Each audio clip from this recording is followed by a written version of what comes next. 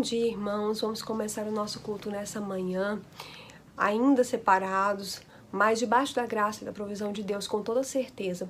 O Senhor tem olhado para nós e o Senhor sabe quais são os planos que Ele tem. Nós estamos, então, aguardando os planos do Senhor. Mas cada um de onde está, nesse instante, nós podemos nos unir juntos, num só pensamento e prestar esse culto ao Senhor. Vamos orar ao Senhor nesse instante. Senhor Deus, nesta manhã, cada um aonde nós estamos, mas com o coração e o pensamento no Senhor, nós queremos prestar este culto. Ó Deus, nesse instante que o Senhor venha nos abençoar, que o Senhor venha falar aos nossos corações, através da mensagem que vai ser pregada, através, ó Deus, dos cânticos que vão ser cantados, dos hinos que vão ser entoados. Ó Deus, que o Senhor venha ter misericórdia das nossas vidas e que o Senhor então esteja, ó Deus, nos ensinando sobre o Senhor nessa manhã, para que possamos aprender a fazer aquilo que é correto, aprender a fazer a Tua vontade e que o Senhor esteja então nos libertando do nosso pecado e que possamos estar sendo restaurados a cada dia e que possamos ter os nossos corações convertidos a cada dia, que possamos buscar e almejar a santificação que vem do Senhor e que possamos nos alegrar em fazer a Tua vontade. Muito obrigado por essa manhã, muito obrigado, ó Deus, pela vida de cada irmão que está nos assistindo na sua casa, muito obrigado por aqueles que têm buscado o Senhor nesses dias e muito obrigado porque o Senhor tem nos ouvido. Nós sabemos que o Senhor não rejeita um espírito contrito, ó Deus, um coração contrito, um espírito abatido, e é por isso que o Senhor está conosco, é por isso que o Senhor está nos abençoando e nós temos certeza disso. Nós te louvamos, te engrandecemos em nome de Jesus. Amém.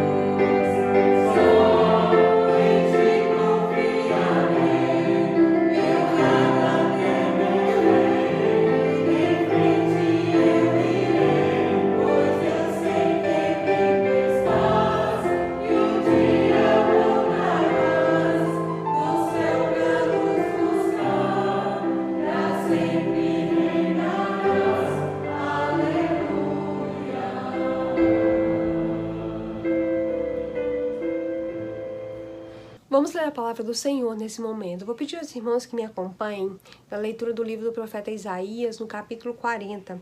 Nós vamos ler os versículos de 25 a 30. Isaías 40, de 25 a 30. Diz assim a palavra do Senhor. Com quem vocês vão me comparar? A quem eu seria igual? Diz o Santo. Levantem os olhos para o alto e vejam. Quem criou essas coisas? Aquele que fez sair o seu exército das estrelas, todas bem contadas, as quais ele chama pelo nome, por ser ele grande em força e forte em poder, nenhuma só vem a faltar. Por que então você diz, ó Jacó, e você fala, ó Israel, o meu caminho está encoberto ao Senhor, e o meu direito passa despercebido ao meu Deus? Será que você não sabe nem ouviu que o eterno Deus, o Senhor, o Criador dos confins da terra, não se cansa nem se fatiga? A sabedoria dele é insondável.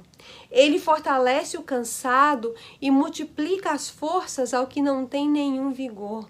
Os jovens se cansam e se fatigam, e os moços de exausto caem. Mas os que esperam no Senhor renovarão as suas forças, sobem com asas como águias, correm e não se cansam, caminham e não se fatigam. Amém. Que o Senhor nos fale nessa manhã.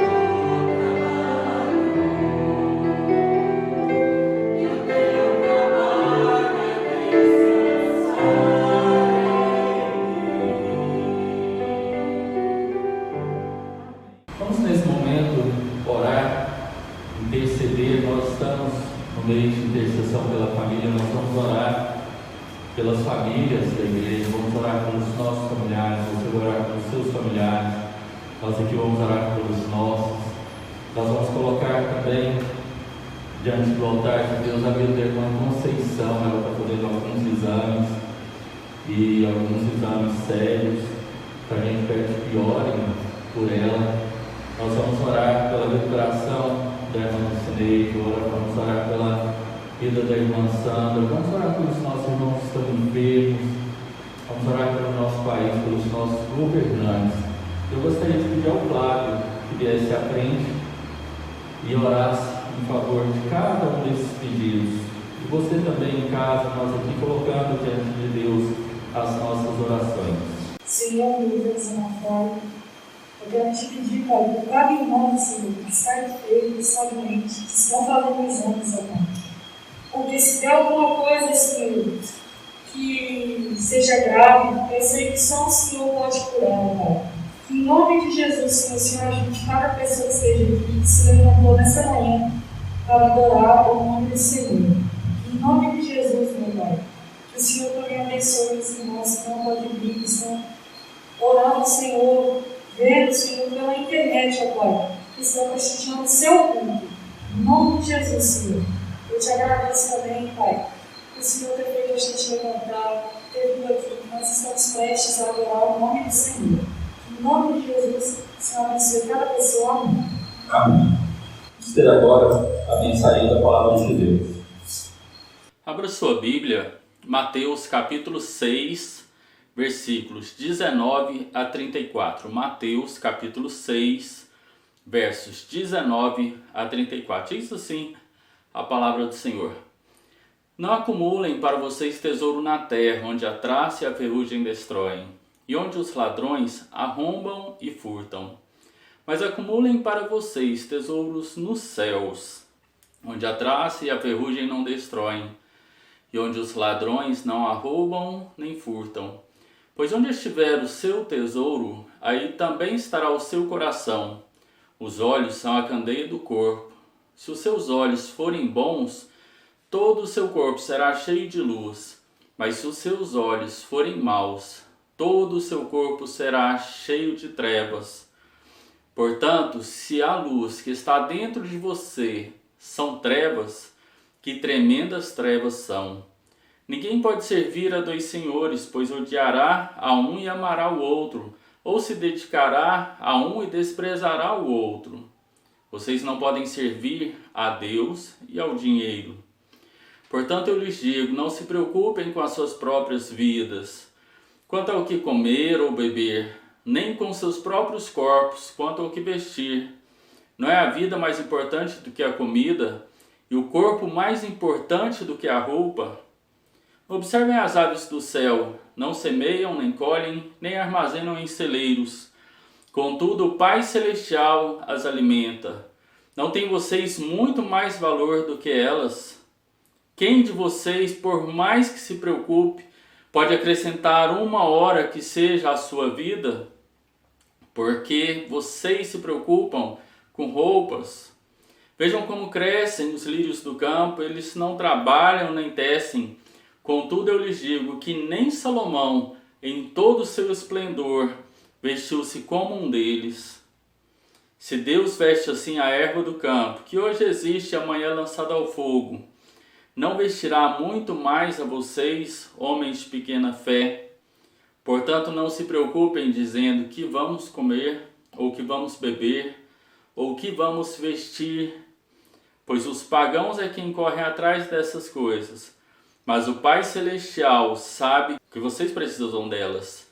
Busquem, pois, em primeiro lugar, o reino de Deus e a sua justiça, e todas essas coisas lhes serão acrescentadas. Portanto, não se preocupem com o amanhã, pois o amanhã se preocupará consigo mesmo. Basta a cada dia o seu próprio mal. Queridos, estamos vivendo dias insuportáveis.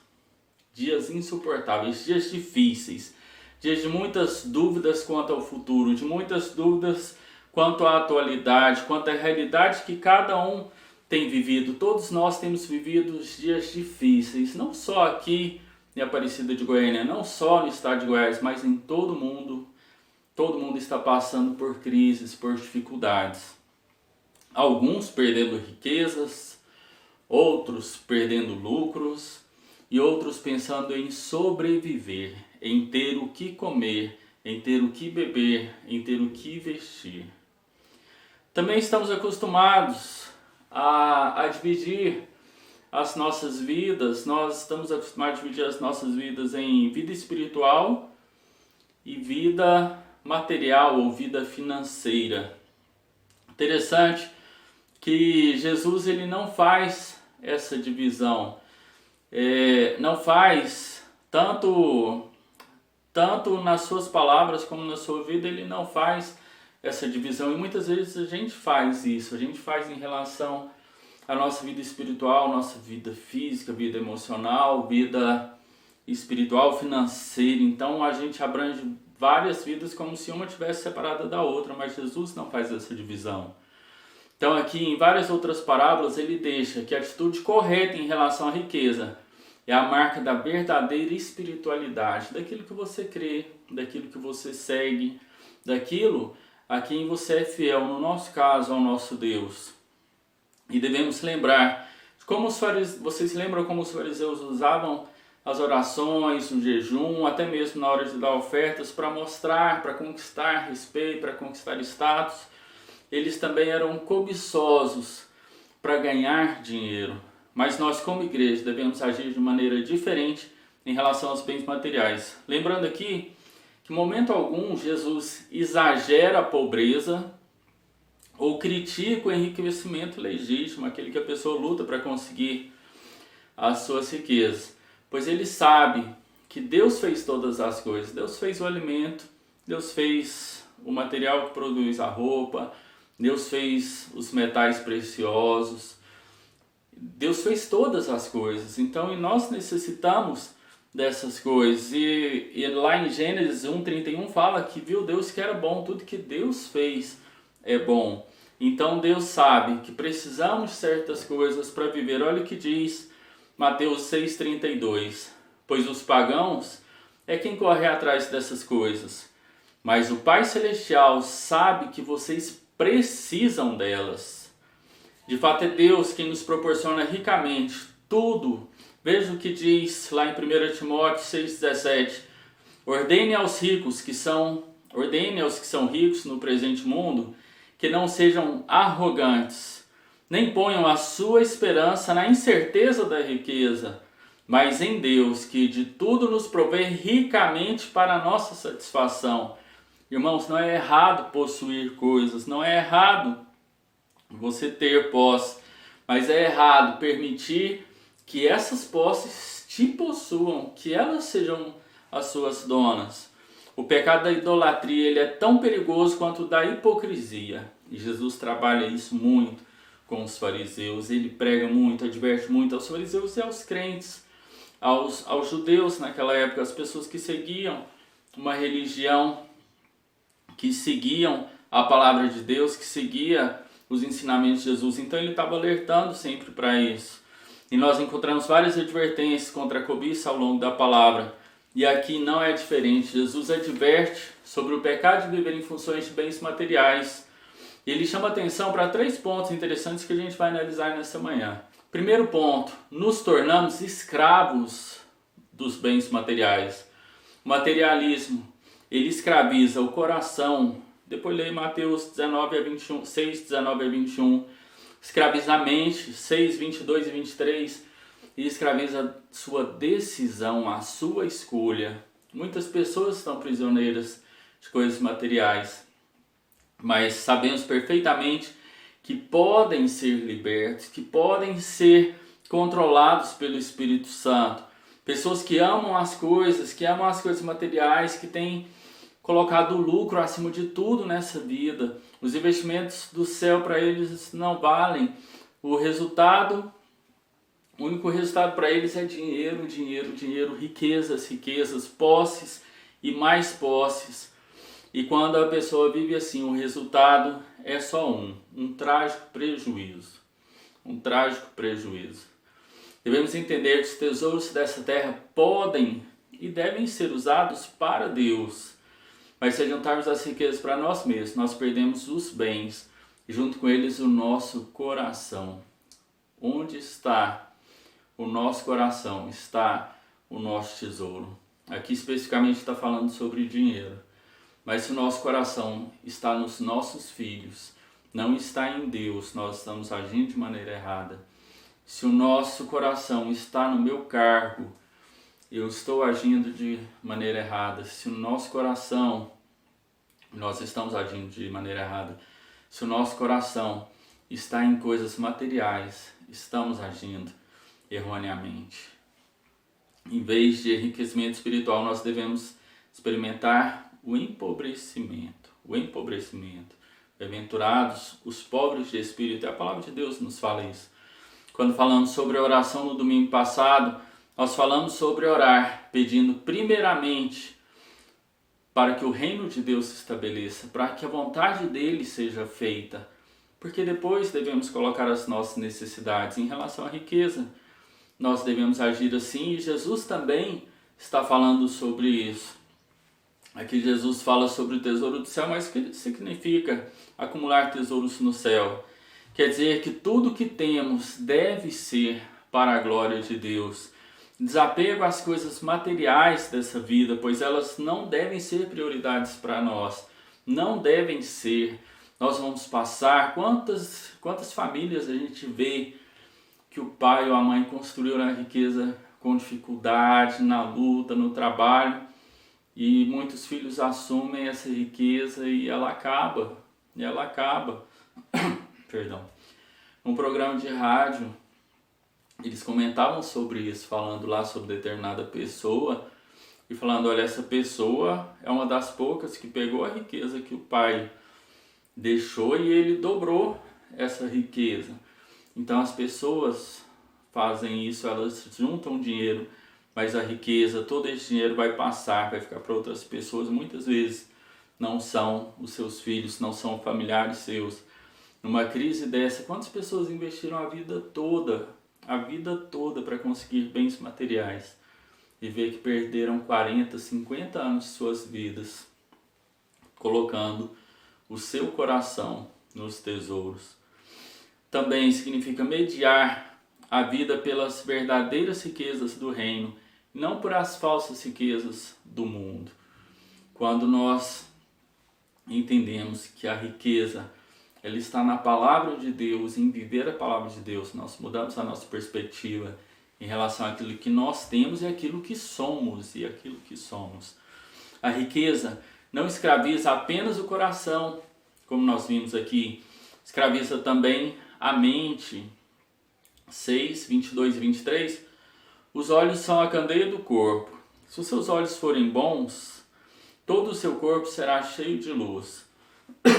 Mas se os seus olhos forem maus, todo o seu corpo será cheio de trevas.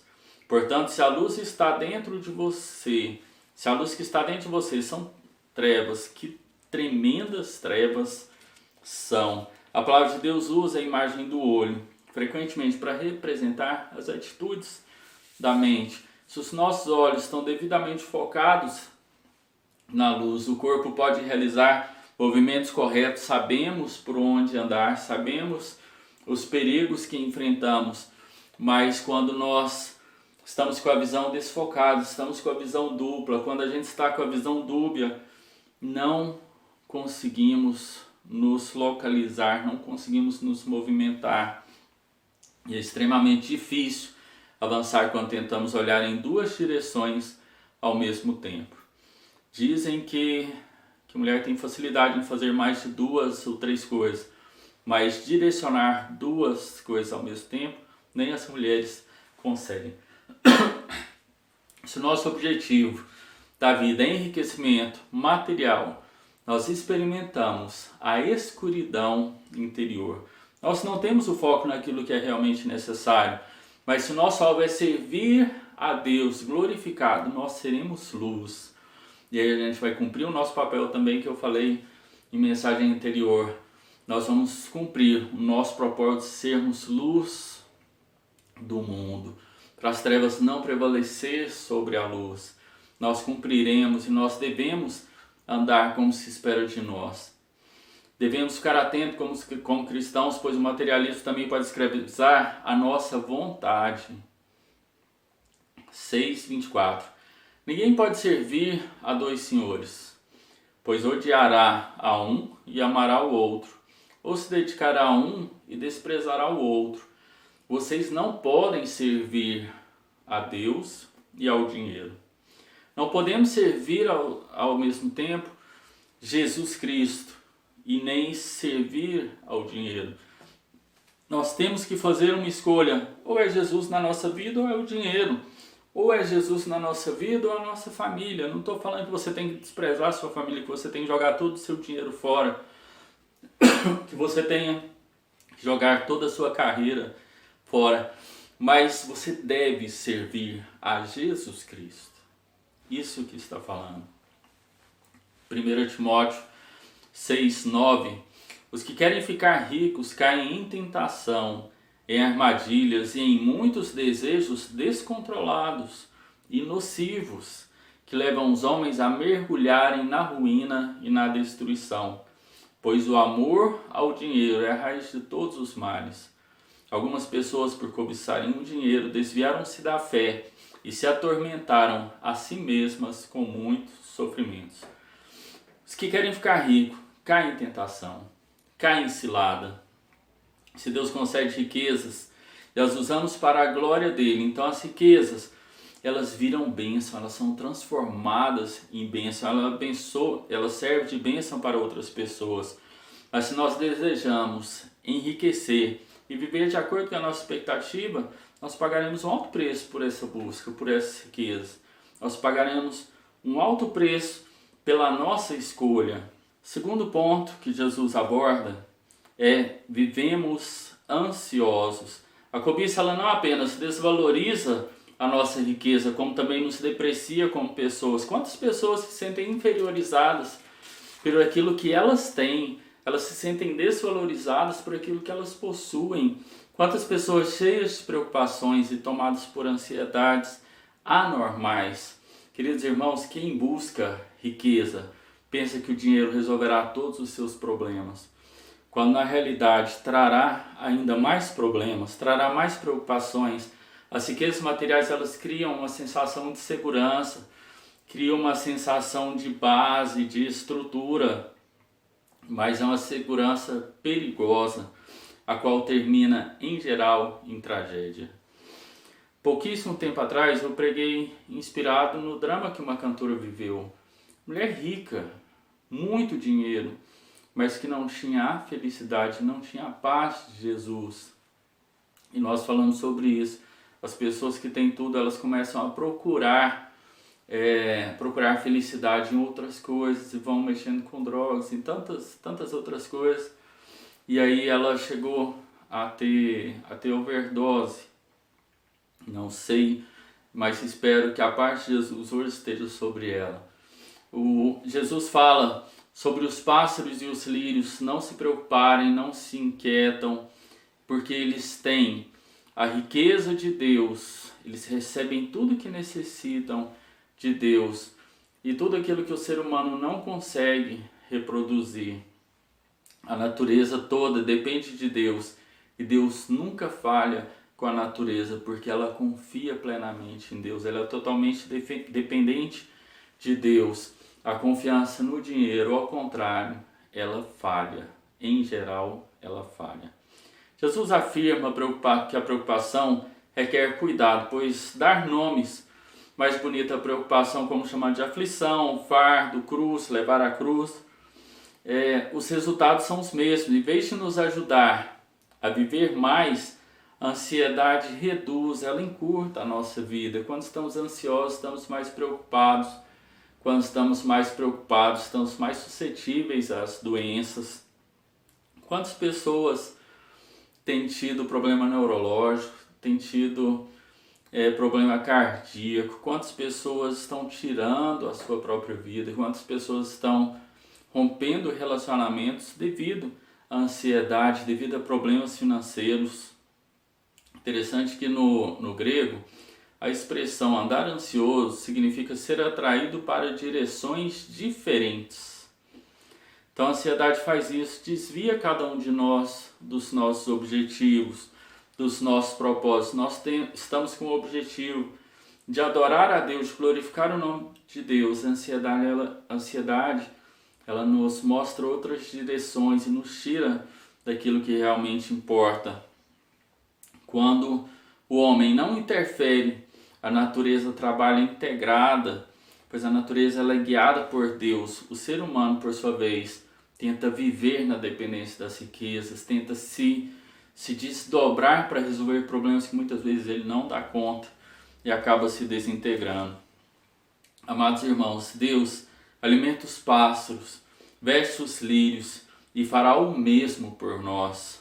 É nossa pequena fé que impede dele trabalhar na nossa vida como um todo, de forma como ele gostaria. Se nós sujeitarmos a Deus, vivemos nas riquezas eternas, ele revelará as grandes bênçãos que ele tem para a nossa vida. Nós temos muitas bênçãos reservadas, mas nós estamos desviando da palavra de Deus, Nós estamos buscando outras coisas, estamos dependendo de nós, dependendo de riquezas. E por isso a ansiedade tem tomado conta de muitos de nós. Não ande ansioso neste tempo de pandemia. Obviamente devemos procurar meios de sobreviver, devemos procurar emprego, devemos procurar meios de nos sustentar, de não perdermos, de não termos prejuízos, correr atrás, mas entendendo que Deus está no comando, que devemos dar prioridade para o seu reino e todas essas coisas nos serão acrescentadas. Terceiro e último ponto que Jesus nos alerta é que perdemos nosso testemunho e a alegria do dia a dia. Nós vemos isso lá em Mateus 6, 31 a 33. A preocupação com as coisas materiais nos faz viver como pagãos, como incrédulos, como pessoas que não creem em Deus. Quando nós colocamos plano na nossa vida, quando nós colocamos metas na nossa vida, Deus abençoa, Deus cuida, Deus abençoa os nossos planos. Quando cuidamos entendendo que a prioridade é o reino dele.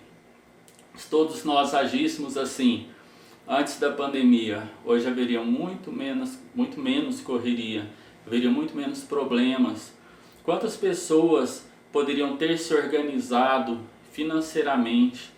Quantas pessoas poderiam ter se organizado na questão do emprego, na questão de uma vida onde não era necessário buscar tudo, buscar toda essa ansiedade para conseguir as coisas de última hora, para correr atrás, para ver os sonhos sendo destruídos.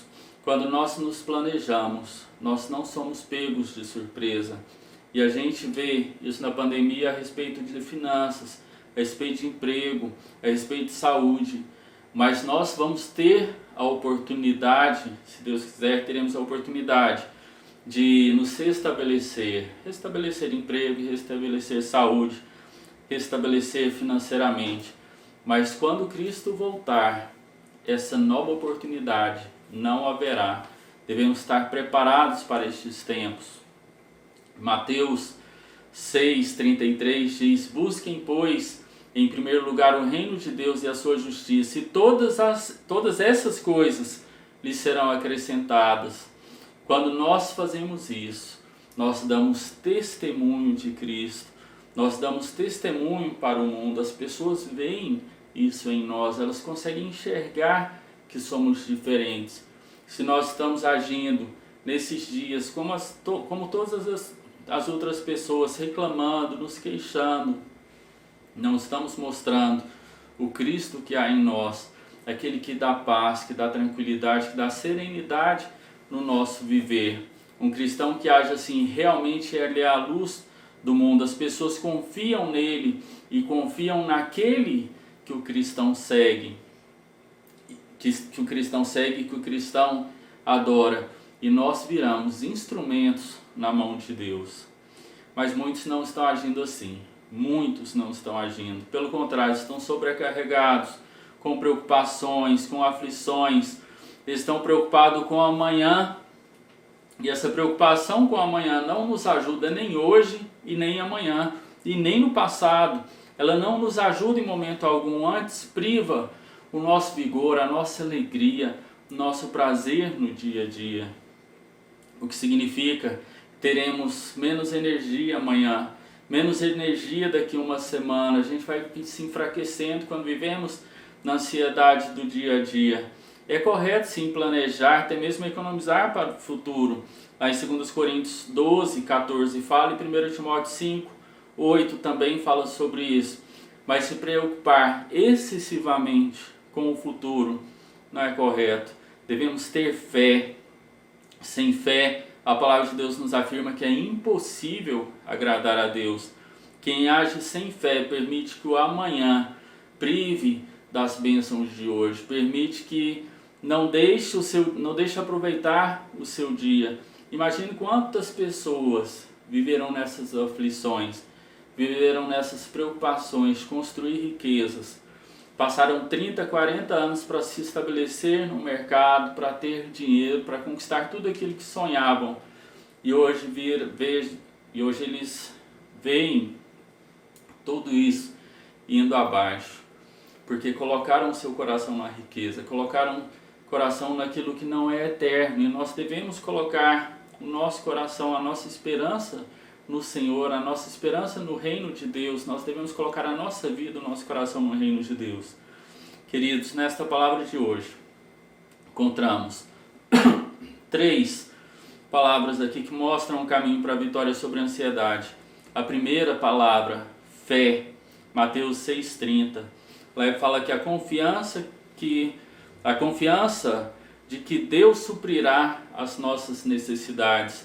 Segunda palavra, Pai, Mateus 6,32. Saber que Ele se preocupa com seus filhos e que Ele sustenta os seus filhos.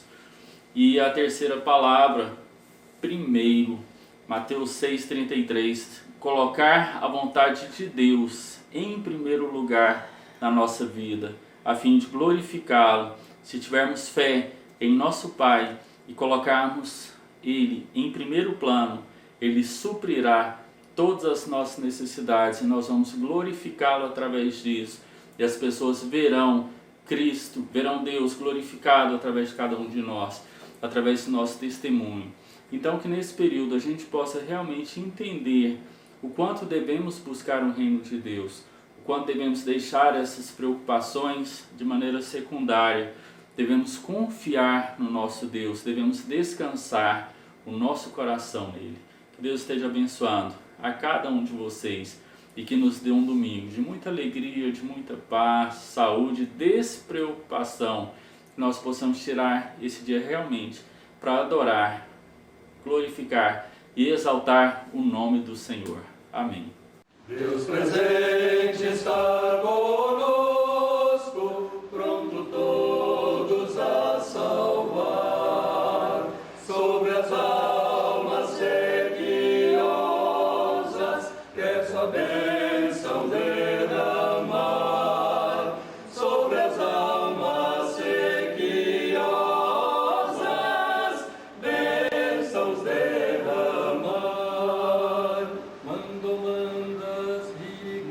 Mandas ricas chuvas, da tua bênção, Salvador, imploramos, esperamos, vivifica-nos, Senhor, imploramos, esperamos, Senhor, vivifica-nos, Senhor. Torna nossa fé mais viva, mais ardente o nosso amor. Enche-nos de santo zelo, de coragem e fervor. Enche-nos de santo zelo, enche de fervor. Mandas ricas chuvas, da tua bênção, Salvador, imploramos, esperamos, vivifica-nos, Senhor, imploramos, esperamos, Senhor, vivifica-nos, Senhor.